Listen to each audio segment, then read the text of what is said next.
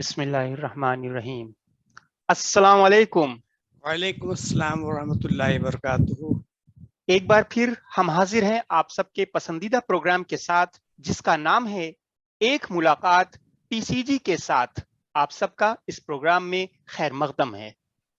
आज हम आपकी मुलाकात करवाने जा रहे हैं जनाब अकील जफर साहब से, जो डीआईजी स्टैम्प्स एंड रजिस्ट्रेशन की पोस्ट से रिटायर हुए। माशाअल्लाह। अकील साहब, आपका इस प्रोग्राम में खैर मकदम है। खुश आमदीद। बहुत बहुत शुक्रिया, बहुत बहुत शुक्रिया। अकील साहब, सबसे पहले अपने चाइल्डी कनेक्शन के बारे में बताइए। आपका ददिहाल कहाँ है, ननिहाल कहाँ है, ससुराल कहाँ है, ये सब बताएं। अल्हम्दुलिल्लाह मैं ओरिजिनली चाइल्ड से ही हूँ और 4-5 पीढ़ी पहले हमारा जो आबाई जो गांव था वो बिऊर था, उधन के पास एक मौजा है। फिर वहां से माइग्रेट करके हमारे फोर्थ फादर्स काट गांव आ गए, जो पहले तहसील चाइल्ड में पड़ता था, लेकिन अब जो इधर जो डिलिमिटेशन हुआ है, रीऑर्गेनाइजेशन हुआ है एडमिनिस्ट्रेटिव, तो उसमें अब तहसील सदर में है। तो अच्छा, और ननिहाल हमारा मौजा नजरगंज, जो बड़े गांव के पास है, उससे बिल्कुल मिला हुआ है। वहाँ पे है आयशा नानी मरहुमा, हमारी नानी थी, जिनको परगने के ज्यादातर लोग जानते होंगे पुराने। न्याज अहमद साहब मरहूम, वो हमारे नाना थे। तो ये लोग तो दुनिया में नहीं रहे। हमारे माशाल्लाह मामू महमूद अहमद साहब अभी बाहयात हैं। और हमारी ससुराल महगांव में है, सड़क पार। मास्टर महबूब साहब हुआ करते थे मरहूम, तो अपने ज़माने काफ़ी मारूफ थे, टीचर थे। और वो हमारे एहलिया के वो दादा थे। हमारे ससुर मसूर अहमद साहब मरहूम बहुत नेक दिल इंसान थे, प्यारे मियाँ के नाम से जाने जाते, एजी ऑफिस में थे। वो हमारे ससुर हैं। आपकी एजुकेशनल और प्रोफेशनल जर्नी किन रास्तों से होकर गुजरी? आपकी एजुकेशनल और प्रोफेशनल जर्नी की कहानी हम आपकी जबानी सुनना चाहेंगे। मेरी इब्तिदाई तालीम तो अपने गांव से हुई। गांव में जो बेसिक प्राइमरी स्कूल होता है, वहाँ पे अप टू 4 स्टैंडर्ड हमने वहाँ से क्लियर किया। उसके बाद पास में एक गांव है 3 किलोमीटर दूरी पे, चायल चायल तहसील तहसील थी, तहसील है वो तो। और वहाँ से हमने 5th क्लास किया। उसके बाद फिर हाई स्कूल भी वहीं से किया, एक Lal Bahadur Shastri junior higher secondary school से। और बहुत मज़ेदार दिन थे, बहुत अच्छा लगता था। उस वक्त साइकिल चलाने की इजाज़त बच्चों को नहीं मिलती थी, छोटों की, पैदल जाना पड़ता था। गांव से झुंड के झुंड लड़के जाते थे, आपस में बातचीत गपशप हंसी मजाक करते हुए। टाइम बहुत बहुत ही सुकून वाला, बहुत ही अच्छा वक्त गुजरा 69 में। उसके बाद फिर राय हुई हमारे घर वालों की, अब शहर जाके पढ़ते हैं। तो फिर 69 में ही हम लोग शहर आ गए। वालिदन तो हमारे गांव में थे, लेकिन हम इंडिविजुअली पढ़ाई की पर्पज से शहर आए। पहले हम इनिशियली काफी दिनों तक नखास कोने में थे, अपने खालू मरहूम जो बहुत ही नेक दिल इंसान थे, उनके मकान में रहे। वहाँ पे हमारी ममानी थी, मामू, जो अब भी हयात है। ममानी का तो इंतकाल हो गया, उनके साथ रहे। माशाल्लाह बहुत अच्छे से रखा उन्होंने। और मजीद इस्लामी इंटर कॉलेज से मैंने इंटर किया हुआ है। और उसके बाद 1-2 साल के बाद फिर वहाँ से हम मुमताज महल आ गए। अपनी फूफी, सगी फूफी हमीद अख्तर साहब मरहूम बहुत अच्छे आदमी थे। हमारी फूफी भी बहुत नेक तबीयत, बहुत ही मेहमान नवाज, बहुत ही शफकत वाली खातून है। इन दोनों ने हमको जो है काफ़ी अच्छे से रखा, घर के मेंबर की तरह। इनका काफ़ी एहसान है हमारी ज़िंदगी में, इन लोगों का। फाइनली जब तक हम सेटल नहीं हो गए तब तक वहीं पे रहे। और फिर इलाहाबाद यूनिवर्सिटी से मैंने वो ग्रेजुएशन किया आर्ट्स में, उसके बाद लॉ ग्रेजुएशन किया। और फिर पढ़ाई पूरी हमने यहीं से की और यहीं से सर्विस में भी आ गए। और शुरू में तो हमने अपना जो है थोड़े दिन तक, कुछ महीनों तक एजी ऑफिस में सर्विस की। उसके बाद हमारा सब रजिस्ट्रार में सिलेक्शन हो गया, फिर मैं वहाँ स्विच ओवर कर गए और पहली पोस्टिंग हमारी शाहजहांपुर में हुई थी, जलालाबाद एक तहसील, वहाँ पे एज ए सब रजिस्ट्रार। उसके बाद फिर हम बिजनौर गए, अमरोहा गए, रायबरेली गए, थोड़े दिन कानपुर देहात में थे, कुछ थोड़े दिन फिरोजाबाद रहे। उसके बाद 16-17 साल तक हमने डिलिबरेटली अपने को इलाहाबाद में हेडक्वार्टर हमारा था, वहाँ पे करवा लिया। उसके बाद लेकिन जब हमारा प्रमोशन हो गए, पहले एआईजी फिर डीआईजी, तो मजबूरी में ट्रांसफर होके हमको जाना पड़ा। पहले हम चित्रकूट में बतौर एआईजी ट्रांसफर हुए, उसके बाद डीआईजी हो गए। तो पूरे चित्रकूट धाम के मंडल जिसमें 4 जिले होते हैं, वहाँ पे हम एज डीआईजी तैनात हुए और फिर वहीं से हमारी रिटायरमेंट हो गया डीआईजी पोस्ट से। जी। अकील साहब, आप जिस डिपार्टमेंट में थे उस डिपार्टमेंट के स्ट्रक्चर के बारे में बताइए और ये भी बताइए कि वो डिपार्टमेंट क्या करता है। डिपार्टमेंट का हमारा नाम स्टाम्प्स एंड रजिस्ट्रेशन है और स्ट्रक्चर की जहाँ तक बात है तो स्टेट लेवल पे हमारा head of the department IG registration कहलाता है। आईजीआरएस बोलते हैं, आईजी रजिस्ट्रेशन स्टैम्प्स। और उसके नीचे फिर 2 एडिशनल आईजी होते हैं उनको असिस्ट करने के लिए, और उसके नीचे होते हैं डीआईजी। डीआईजी कमिश्नर लेवल की पोस्ट है, हर कमिश्नरी में एक होता है। तो उस कमिश्नरी के जितने जिले हैं, जितने अजला हैं, तो वो सब उसके अंडर में आते हैं। और उसके नीचे फिर हर जिले का एक इंचार्ज होता है, एआईजी कहलाता है, assistant inspector general of registration. और उससे नीचे जो सबसे इनिशियल जो गेस्टेड पोस्ट है वो सब रजिस्ट्रार की है, वो तहसील लेवल पे होता है। आमतौर से हर तहसील में एक, शहरों में जहाँ पे वर्कलोड ज्यादा है वहाँ पे 3, 4 या 5 तक भी हैं। तो सबसे पहले रिक्रूटमेंट होता है पब्लिक सर्विस कमीशन के थ्रू एज ए सब रजिस्ट्रार। फिर वो प्रमोट होकर के एआईजी बनता है, जिले का इंचार्ज बनता है, फिर डीआईजी बनता है, फिर एडिशनल आईजी तक हो सकता है। लेकिन आईजी की पोस्ट बहुत सीनियर ऑफिसर जो आईएएस कैडर का होता है, सुपर टाइमर स्केल का, सेक्रेटरी लेवल का, वही बन सकता है। लेकिन 1-2 लोग डिपार्टमेंट से भी हुए हैं एज ए सब स्टार, वो आईजी तक भी गए हैं, लेकिन 1-2 इंसिडेंट्स हो गए हैं। अब चूंकि ये पोस्ट एलिवेट कर दी गई है तो इसलिए अब इसके चांसेस बहुत कम है। नॉर्मली सेक्रेटरी लेवल का कोई सीनियर आईएएस ही बनता है। और हमारा डिपार्टमेंट गवर्नमेंट लेवल पे फाइनेंस डिपार्टमेंट के अंदर में आता है। इंस्टीट्यूशनल फाइनेंस का एक विंग है। एक तो फाइनेंस का वो डिपार्टमेंट जो एक्सपेंडिचर को कंट्रोल करता है, एक फाइनेंस का वो डिपार्टमेंट है जो रेवेन्यू जनरेट करता है। तो हमारा चूंकि रेवेन्यू जनरेशन का भी काम है, तो हमारे इंस्टीट्यूशनल फाइनेंस के अंडर में आता है डिपार्टमेंट। माशाल्लाह, डीआईजी स्टैम्प्स एंड रजिस्ट्रेशन की पोस्ट से रिटायर हुए, उस ओहदे पर आपकी रिस्पॉन्सिबिलिटीज क्या थी? जैसा कि हमने अभी वाजे किया, एक कमिश्नर लेवल की पोस्ट है डीआईजी की। वो अपने अपने कमिश्नरी में जो जो भी जिले हैं उनके जो जो भी एआईजीज हैं उनका, और उसको उनके नीचे उन सब रजिस्ट्रार्स हैं सभी जिलों के, और उसके बाद क्लरिकल स्टाफ है, मिनिस्ट्रियल स्टाफ है, चपरासी वगैरह, इन सब का पे एडमिनिस्ट्रेटिव कंट्रोल रखना पूरा, और डिपार्टमेंट्स का इंस्पेक्शन करना। जो स्पॉट इंस्पेक्शन हमारे एआईजीज या सब रजिस्ट्रार्स ने किए हैं उनका जा करके क्रॉस वेरिफिकेशन करना कि कोई गलत इंस्पेक्शन तो नहीं किया। जैसे कभी कभी ऐसा होता है किसी ने अंडर वैल्यूएशन किया, मौके पे इमारत बनी है, बिल्डिंग बनी है, उसको ओपन प्लॉट करके बेच लिया, तो इसमें अंडर वैल्यूएशन हुआ, स्टैम्प का इवेजन हुआ। तो इसको चेक करने के लिए स्पॉट इंस्पेक्शन की पावर से रजिस्ट्रार को भी एआईजी को है।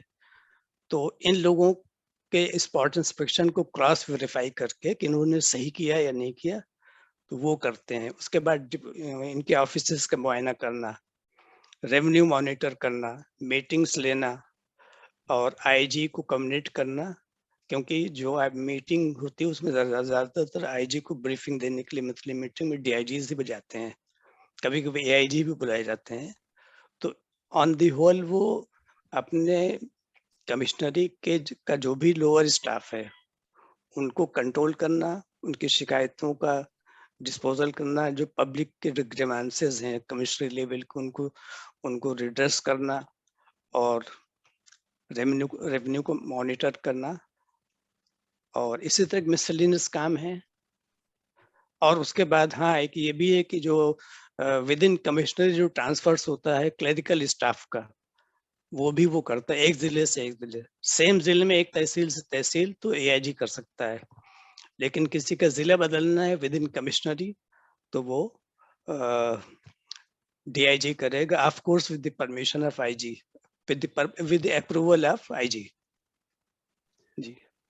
अगर कोई किसी प्रॉपर्टी का बैनामा कराना चाहे तो उसके लिए उसे क्या करना चाहिए और बैनामा कराते वक्त उसे किन बातों पर खास तवज्जो देनी चाहिए? हाँ, ये बहुत ही वैलिड सवाल पूछा और हम चाहेंगे कि इसको लोग गौर से सुने, क्योंकि हमने जो देखा है डिपार्टमेंट में तो फ्रॉडलेंट ट्रांजैक्शन अब तो खैर कम होते हैं लेकिन पहले बहुत होते थे। और इस तरह के फ्रॉडलेंट ट्रांजैक्शन अब भी हो सकते हैं कि प्रॉपर्टी ए की है, बी ने बेच दिया, या ए ने बी को बेचा, सी को बेचा और डी को बेचा, एक एक प्रॉपर्टी को कई कई बार बेच दिया और फिर आदमी मुकदमे बाद में फंसता है, इधर उधर टाइम बर्बाद होता है, उसका पैसे का नुकसान होता है, हर तरह से एम्बेरसमेंट होती है। तो इन सब चीजों के लिए बचने के लिए सबसे पहला स्टेप है टाइटल वेरिफिकेशन। टाइटल वेरिफिकेशन से मेरी मुराद ये है कि जो आदमी बेच रहा है किसी जमीन को, आया वो जेन्युइन ओनर है या नहीं है। ऐसा तो नहीं कि उसने कभी किसी को पहले से बेच रखा हो, या किसी से एग्रीमेंट कर रखा हो, या किसी को एडवांस ले रखा हो। तो इन सब चीजों के लिए आदमी टाइटल वेरिफिकेशन करेगा कि उसको बेचने का राइट है भी कि नहीं है, वो जेन्युइन ओनर है कि नहीं है।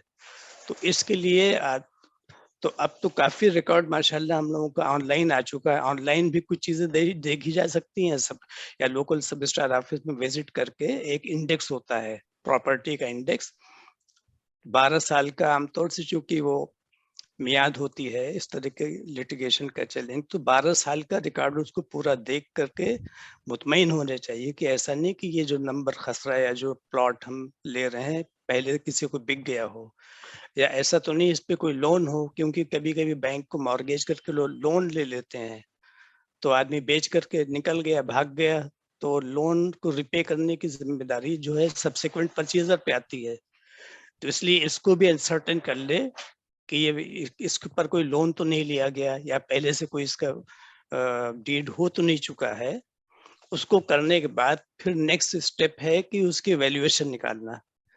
वैल्यूएशन में हमारे यहाँ दो चीजें होते हैं, एक तो प्रॉपर्टी को वैल्यू करना, उसके बाद उस पर एक टैक्स कैलकुलेट करना। वैल्यूएशन जो है फर्स्ट स्टेज है, क्योंकि वैल्यूएशन क्योंकि टैक्स का रेट तो फिक्स्ड है, या 5% या 7%, और नॉर्मल रेट है 5%, और जो अप टू सर्टेन लिमिट अगर महिला परचेजर है, कोई लेडीज खरीदे तो 4%।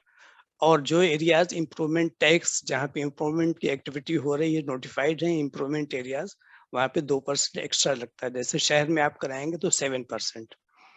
तो अब लेकिन कितने पे निकलेगा 7%, उसके सबसे पहले वैल्यूएशन निकालना है। वैल्यूएशन के लिए रेट्स एनुअली, पहले तो बाइएनियल होता था, अब एनुअल जो है रेट फिक्स होते हैं प्रॉपर्टी के रेट्स वैल्यूएशन के पूरे यूपी में जुलाई के महीने आमतौर से। तो अब वो माशाल्लाह हमारे रेट लिस्ट सब ऑनलाइन अवेलेबल हैं। आप IGRS के जो ऑफिशियल वेबसाइट है उस पे जाइए, उसको क्लिक कीजिए, रेट निकालिए, आप आइडेंटिफाई की जो आप मांगता जाएगा, मोहल्ला, सड़क, गली, सब जितने भी किस गली गली में है, कहाँ पे क्या है, सब पूरी डिटेल टाइप कीजिए, तो वहाँ के रेट्स आपको पता चल जाएंगे। तो मेजरमेंट तो आपको पता ही है आप कितने मीटर ले रहे हैं, उससे आप वैल्यूएशन वर्कआउट कर लीजिए। उसके बाद फिर आप उसको अगर इम्प्रूवमेंट एरिया में है तो 7%, अदरवाइज 5%, और अगर लड़की के हक में है, किसी लेडी के फेवर में है, तो 6% और 4% एज द केस में बी, उस हिसाब से स्टैम्प कैलकुलेट कर लीजिए ताकि आपको कोई चीट न कर सके। फर्दर आसानी ये कर दी है कि आप अपना नंबर वगैरह, अपॉइंटमेंट वगैरह ऑनलाइन ले सकते हैं। उसके लिए आपको उसी ऑफिशियल वेबसाइट पे जाकर के कुछ प्रोसेस करनी है, तो उसमें आपका एक नंबर जनरेट हो जाएगा।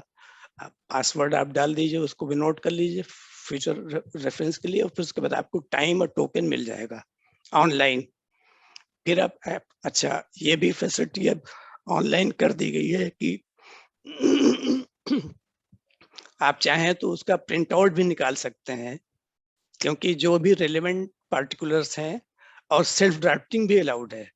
चाहे तो आप किसी प्रोफेशनल एक्सपर्ट से लिखवा लीजिए, या जो हमारे लाइसेंस शुदा जो राइटर्स हैं, जिनको लाइसेंस लिया जाता है ड्राफ्टिंग करने का, वहनामा वसीयतनामा लिखने का, तो उनसे लिखवा सकते हैं। या अगर आपको चाहे थोड़ा सा आपको मेहनत करें, तो आप खुद भी वो फॉर्मेट निकालेगा, उसमें फिलिंग इन द ब्लैंक सब कर लीजिए, साइन कर लीजिए, 2 गवाह ले लीजिए, सबके दस्तखत ले लीजिए, और सबका फोटोग्राफ, पैन अगर है तो पैन कार्ड और आधार कार्ड वगैरह लेकर के, जो आपको टाइम अलॉट हुआ है ऑनलाइन, आप रजिस्ट्री ऑफिस में जाइए और आराम से करा करके सेम डे रजिस्ट्री भी हो जाती है, और रजिस्ट्रेशन नंबर भी जनरेट करके आपको मिल जाएगा।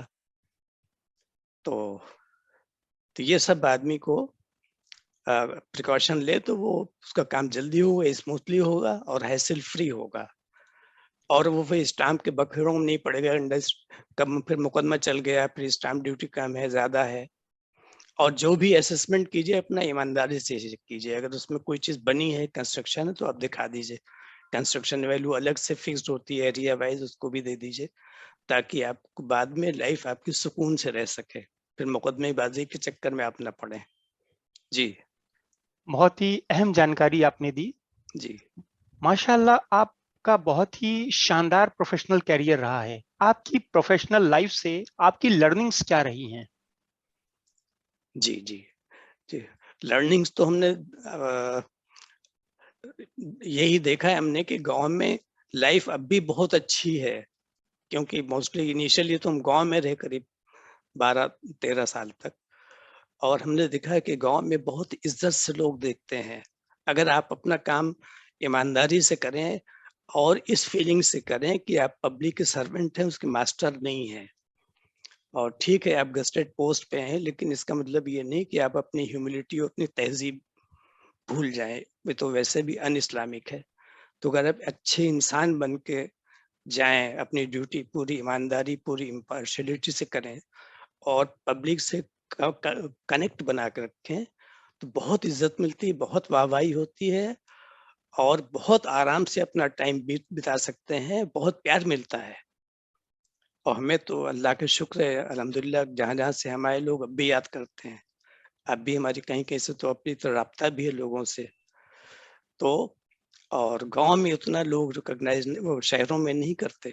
गांव में बहुत प्यार है, बहुत अपनाइत का माहौल है, बड़ी इज्जत देते हैं, इर्रिस्पेक्टिव ऑफ कास्ट और क्रीड, बहुत इज्जत है। लेकिन प्रोवाइडेड आप जो है, आपकी एक एक एक्टिविटी से शो हो कि आप पूरी तरह से इम्पार्शियल और फेयर और डिवोटेड रिजॉर्व हैं और ईमानदार हैं।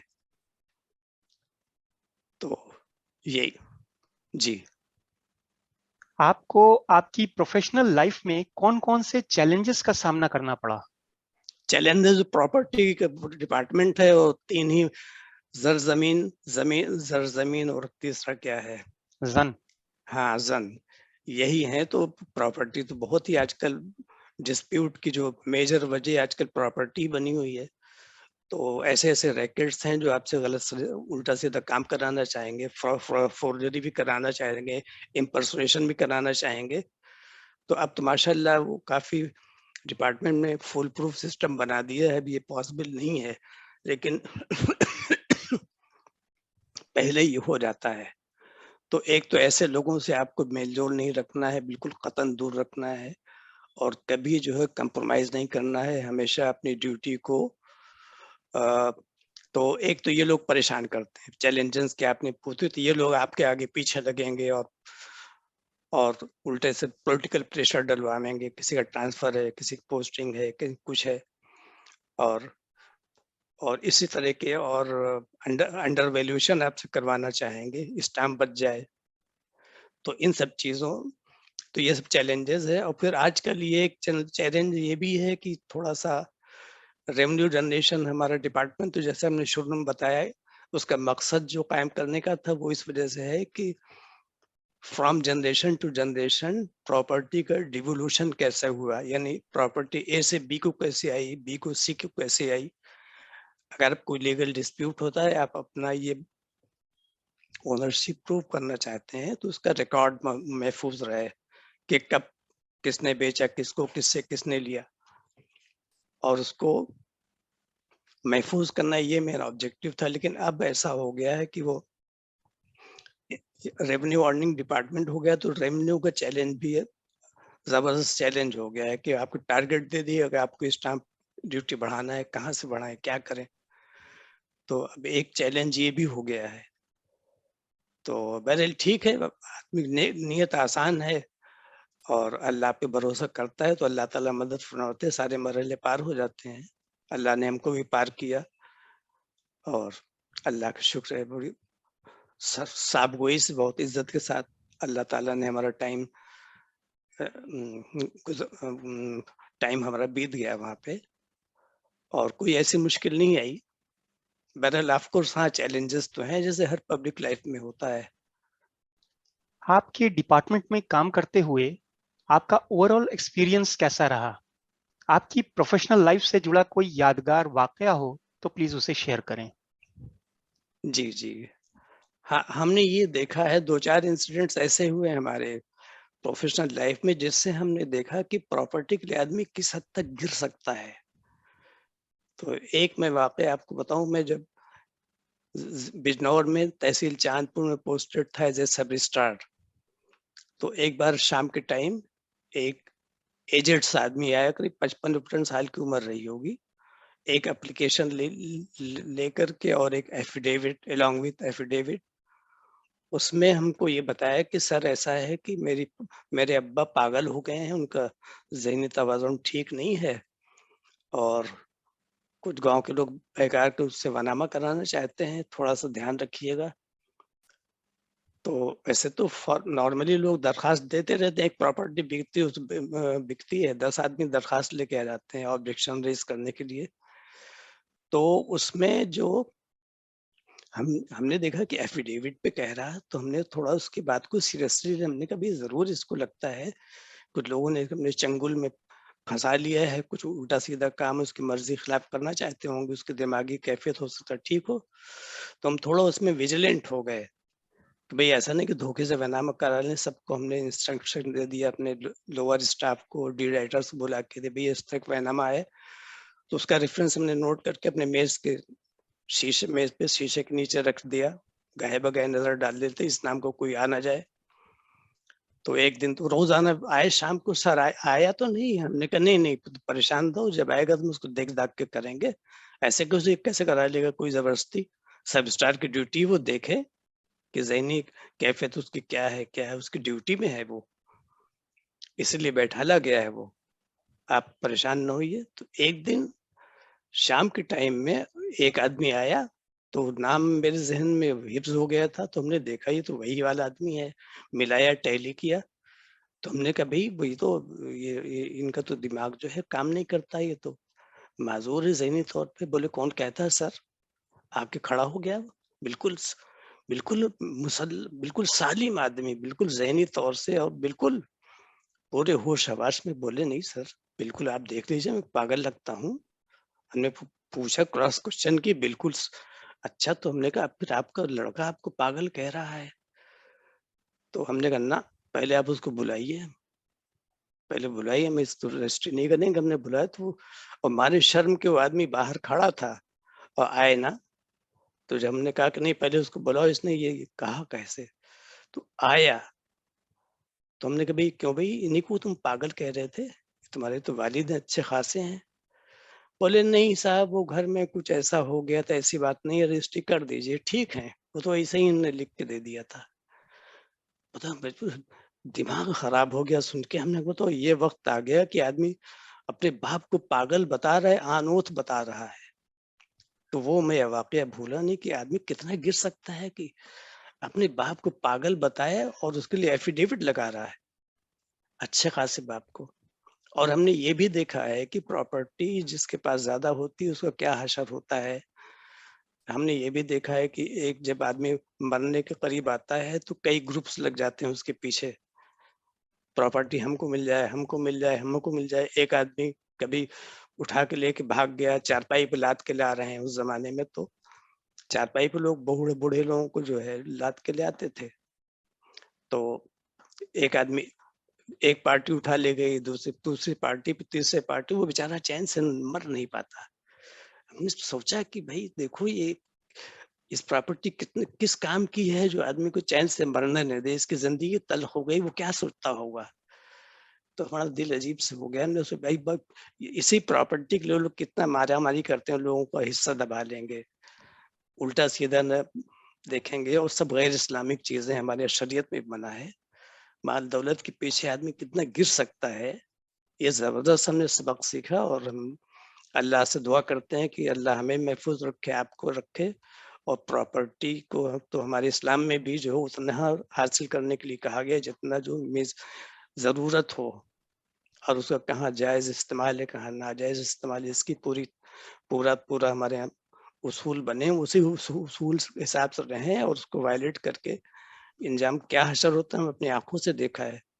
और चूंकि प्रॉपर्टी के डिपार्टमेंट है, हमने कई cases, number of cases type के देखे हैं कि आदमी प्रॉपर्टी जिसके पास ज्यादा है, आमतौर से देखा गया वो चैन से नहीं मरा, चैन से नहीं मरा। आखिरी टाइम में वो इनको दे उनको दे वसीयत करे। कभी कोई आदमी कॉन्फिडेंस में ले रहा है, कभी कोई आदमी कॉन्फिडेंस में ले रहा है।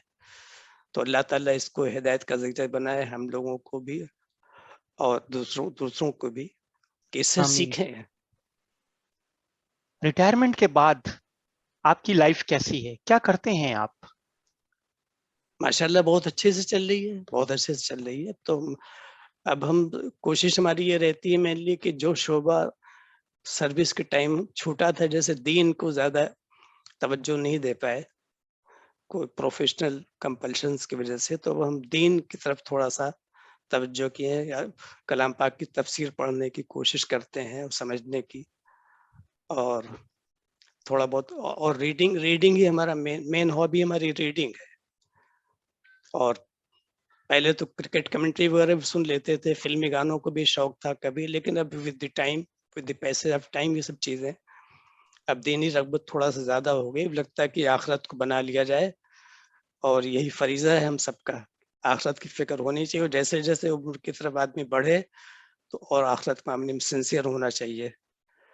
तो बेशक। और बाकी माशाल्लाह हमारे बच्चे हैं, माशाल्लाह बहुत अच्छे हैं, उनके साथ रहते हैं, टाइम एक्सपेंड करते हैं। आजकल लड़के के आए हुए इंसिडेंटली हम बहुत अच्छा टाइम गुजर रहा है। और माशाल्लाह कोई ठीक है, थोड़े दिन आदमी जरूर बोर होता है जब रिटायर होता है, लेकिन बाद में आदत पड़ जाती है और आदमी अपना कंस्ट्रक्टिव काम में दूसरी एक्टिविटीज लगा ले, टाइम आराम से बीतता है। अपनी फैमिली के बारे में बताइए, आपकी फैमिली में कौन कौन है? माशाल्लाह हमारी अहलिया हैं, बहुत ही नेक खातून है, बहुत ही खिदमत गुजार, बहुत ही दीनी दीनी मिजाज की, और बहुत ही केयरिंग केयरिंग वाइफ हैं। और माशाल्लाह एक लड़का एक लड़की, दोनों बहुत ही लायक हैं, बहुत ही तमीज़दार हैं। और सर्विस के टाइम में इन दोनों की शादी हो गई। लड़के की शादी हमने नखासोने में किया है, रहने वाले गोदाम के हैं। और बहू भी बहुत प्यारी सी है हमारी, माशाल्लाह जॉब करती है, लड़का भी जॉब करता है प्राइवेट सेक्टर में, वो जो कॉर्पोरेट सेक्टर में। और लड़की की शादी हो गई, वो हस्बैंड के पास है। दामाद हमारा माशाल्लाह बहुत ही लायक, बहुत ही इंसानियत से बहुत ही अच्छा इंसान है। और वो विंग कमांडर के पोस्ट पे है वहाँ। और माशाल्लाह 3 प्यारी प्यारी हमारी नवासियाँ, 2 नवासी, 1 पोती है, और सब लोग बहुत प्यारे हैं, बहुत अच्छे हैं, बहुत अच्छे से गुजर रही फैमिली अल्हम्दुलिल्लाह। कोई लायबिलिटी नहीं है, अब आराम से अल्लाह का शुक्र है सब कुछ ठीक है, पूरी सुकून की लाइफ है। अकील साहब, आपको खाने में क्या पसंद है?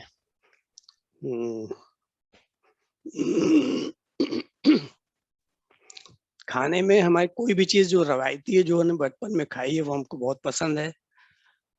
और जैसे गाँव में हमारे यहाँ जो है पाबंदी का सालन खूब बनता था, वो पसंद है।